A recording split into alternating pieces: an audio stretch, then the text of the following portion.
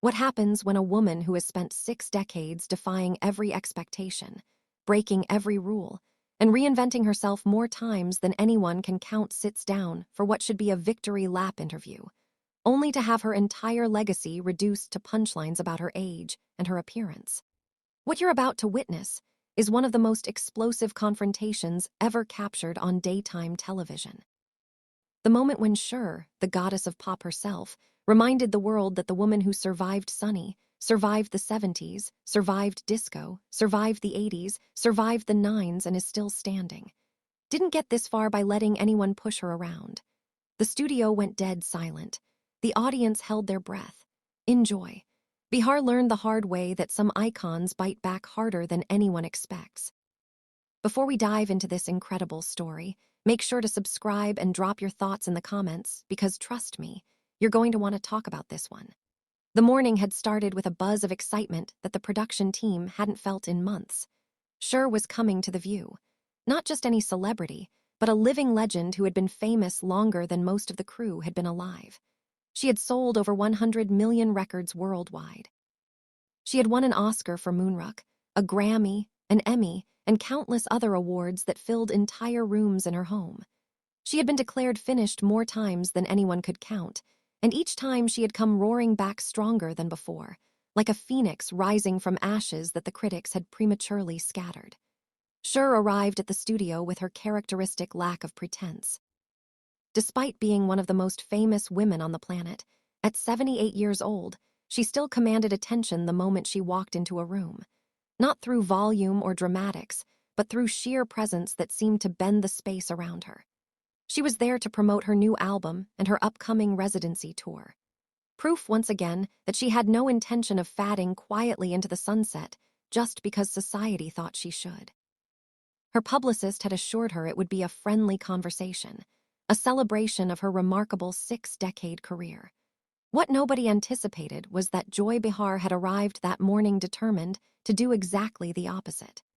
Behind the scenes, sources would later reveal that Joy had been making comments for weeks about what she called the parade of aging celebrities refusing to accept their expiration dates.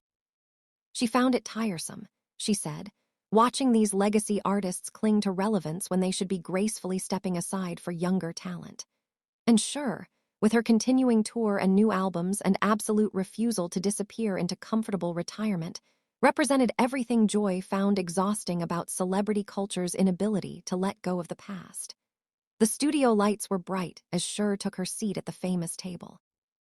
She was dressed in black, as she often was, her signature dark hair framing a face that had launched 1,000 tabloid covers over 6 decades. The audience erupted in applause that seemed to go on forever, a standing ovation that brought a genuine smile to her face and tears to the eyes of some longtime fans who had waited years for this moment. Whoopi Goldberg, herself a legend in her own right, opened the segment with obvious respect and affection.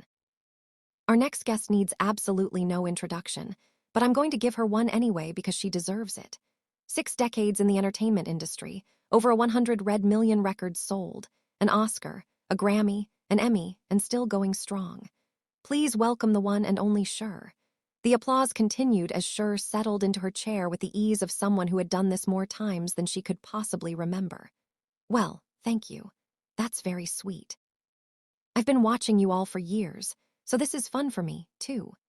Sarah Haynes asked about the new album, and Cher's eyes lit up as she discussed the music, the collaborations with younger artists who had grown up listening to her songs, the joy of still being able to create something new after all these years when so many had written her off. She spoke with the candor that had always defined her public persona, unfiltered and completely unapologetic. You know, people keep asking me when I'm going to retire, Cher said, her distinctive voice filling the studio with its familiar warmth. And I keep telling them the same thing. I'll retire when I'm dead, maybe not even then. I'll probably haunt some Vegas casino and keep performing for the ghost audience. The audience laughed warmly. This was the Cher they had come to see, irreverent and unstoppable, and exactly as sharp as she had always been. For a few minutes, everything felt exactly right. Then Joy Behar leaned forward with that familiar glint in her eyes, and the temperature in the room dropped noticeably. The other hosts recognized that look immediately. the predatory energy that meant Joy was about to go somewhere unexpected and potentially dangerous. "So, Cher," Joy began, her voice carrying an edge that made the other hosts shift uncomfortably in their seats. "You talk about never retiring, about keeping going forever, but let's be honest here. You're 78 years old. At what point does this stop being inspiring and start being, well, a little sad watching someone who clearly should be enjoying their retirement, still out there trying to prove something to the world?" The question landed like a bomb in the middle of the studio. The audience went completely silent. The other hosts exchanged looks of disbelief. Cher's expression didn't change dramatically, but those who knew her could see something shift behind her eyes, a sharpening of focus that anyone who had crossed her over the decades would recognize as a warning sign that should not be ignored under any circumstances. Sad Cher repeated the words slowly, as if tasting something unexpectedly bitter. "You think it's sad that I'm still doing what I love, that I'm still selling out arenas around the world, that I still have something to say and millions of people who want to hear it." Joy waved her hand dismissively, a gesture that seemed designed to minimize everything Cher had just said and the decades of work behind it. "I'm just saying what a lot of people are thinking, but are too polite to say out loud. There comes a point where you have to accept that your moment has passed. You had a great run, sure. An incredible run, but maybe it's time to let younger artists have the spotlight instead of clinging to it like it's a life raft." Several audience members shifted uncomfortably in their seats. Sunny Holland looked like she wanted to disappear into the floor. Even Whoopi, who had seen plenty of controversial moments on the show over the years, seemed taken back by Joy's aggressive directness toward a guest of Cher's stature. Cher leaned back in her chair, and when she spoke, her voice was calm but carried an edge that could cut through steel. "Let me ask you something, Joy. How old are you?" Joy seemed caught off guard by the unexpected question. "I'm 82. 82, Cher repeated slowly, letting the number hang in the air for everyone to absorb. "And you're still sitting at this table every day, sharing your opinions, doing your job, collecting your paycheck. Should you retire? Should you step aside and let younger journalists have the spotlight? Or does your rule about knowing when to quit only apply to other people and not to yourself?" The counterattack was swift and devastatingly precise. Joy's face flushed slightly, a crack appearing in her confident exterior for the first time. "That's different. I'm not up on stage and revealing costumes pretending I'm still 30 years old. Pretending I'm still 30. Cher's laugh was sharp and humorless. "Honey, I've never pretended to be anything I'm not in my entire career. I'm 78 years old and I look like a 78-year-old woman. I just happen to look like a 78-year-old woman who takes care of herself and refuses to apologize for it. Is that what's really bothering you here? That I haven't let myself go the way you think I should have?" The audience murmured with a mix of discomfort and something that might have been approval. Joy pressed forward, seemingly determined not to lose ground in this unexpected battle of wills. "What I'm saying is that there's something a little desperate about these endless comeback tour. You've had, what, 5 farewell tour now? At some point, farewell should actually mean farewell. It starts to look like you just can't let go of the past. Can't accept that your time in the spotlight is over." Cher's eyes narrowed dangerously. "Let me tell you something about letting go, Joy. I've let go of 2 marriages, including one that was broadcast to millions of people every week. I've let go of people I loved who died too soon. I've let go of decades of my life to an industry that told me over and over again that I was finished, washed up, done, a relic of another era. What I haven't let go of is my right to keep working, keep creating, keep living my life on my own terms. And I never will, no matter how many people like you tell me I should." She leaned forward, her presence suddenly commanding the entire studio in a way that reminded everyone exactly why she had been a star for 6 decades. "You want to know what desperate looks like? Desperate is someone who sits behind a desk taking shots at a woman who's accomplished more in her life than most people could accomplish in 10 lifetimes. Desperate is trying to tear someone down because their refusal to quit makes you uncomfortable about your own choices, your own mortality, your own relevance. That's desperate." The response hit its mark with precision accuracy. Joy's smirk faltered, but she recovered quickly with her characteristic defensive aggression. "I'm just pointing out what everyone can see with their own eyes. The plastic surgery, the costumes, the wigs, the whole elaborate production. It's a lot of effort to maintain an illusion that time has somehow passed you by. At what point does it become more about vanity than actual music? The mention of plastic surgery seemed to hang in the air like a thrown gauntlet. Cher's expression shifted to something that looked almost like dark amusement, but there was cold steel underneath it that anyone paying attention could clearly see. "Ah, there it is," Cher said, nodding slowly. "I was wondering how long it would take to get to the plastic surgery." "Let's talk about that, Joy, since you brought it up so eagerly. Yes, I've had work done. I've never denied it, not once in my entire career. I've been completely open about it for decades when other people were lying through their teeth. You know why? Because it's my face, my body, my choice, and I don't owe anyone an apology for doing what I want with my own appearance." She turned to address the audience directly, her voice gaining strength and passion. "You know what's interesting? When men in Hollywood get older, they're called distinguished, dignified silver foxes. They're cast as romantic leads well into their 60s and 70s, opposite women half their age. When women get older, we're told to disappear quietly and gracefully. And if we try to maintain our appearance, we're called desperate and fake and plastic. If we don't, we're called washed up and past our prime and letting ourselves go. We can't win either way. So I decided a long time ago to stop playing that rigged game entirely. The audience began to applaud, but Cher wasn't finished. The dam had broken, and decades of deflecting these criticisms with a smile were giving way to something far more powerful and necessary. I've been famous since I was 18 years old. I've watched this industry chew up and spit out women for 60 years. I've seen talented, brilliant women told they were too old at 30, at 40, at 50. Women who had so much more to give, pushed aside to make room for the next young thing. And I decided early on that I wasn't going to let anyone else define my expiration date. Not the studios, not the critics, not the tabloids, and certainly not people like you who think their opinion should dictate how I live my life. Joy tried to regain control of the rapidly deteriorating conversation. But don't you think there's something inauthentic about all of it? The wigs, the costumes, the elaborate productions. Is that really you up there on stage, or is it just a character you've created to hide behind? Cher's laugh was genuine this time, but it carried a bitter edge that cut through the studio like a knife. Inauthentic. Let me tell you about authentic Joy. Authentic is growing up so poor that my mother had to leave me at an orphanage for a while because she couldn't afford to feed me. Authentic is being told I was too weird, too ethnic-looking, too different to ever make it in show business. Authentic is having dyslexia so severe that I couldn't read a script properly until I was in my 40s, and having to memorize everything by having someone read it to me over and over again. That's authentic. She paused, her voice dropping to something more intense and personal. The wigs and the costumes, that's armor.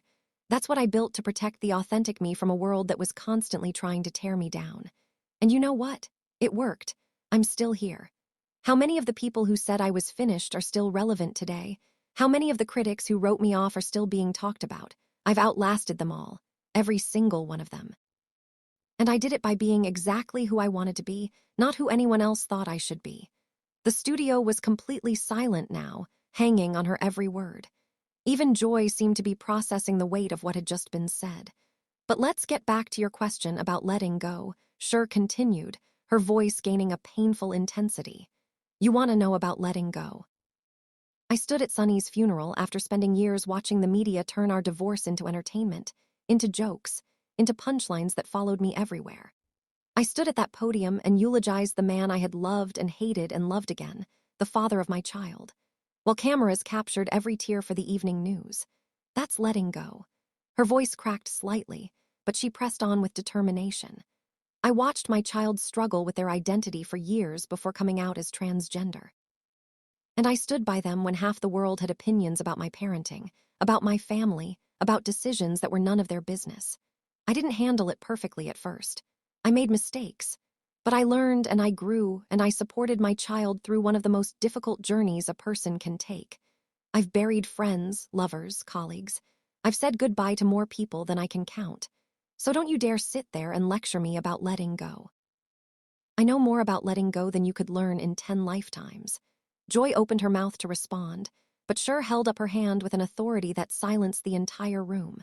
No, you've had your say.